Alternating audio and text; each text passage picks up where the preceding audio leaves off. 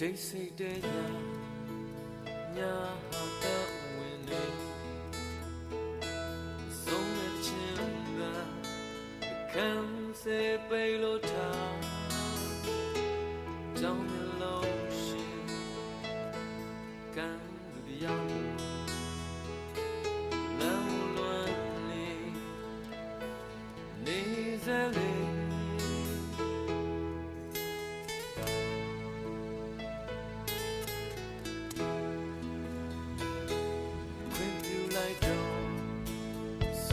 ကြုံဖြတ်ကြစေ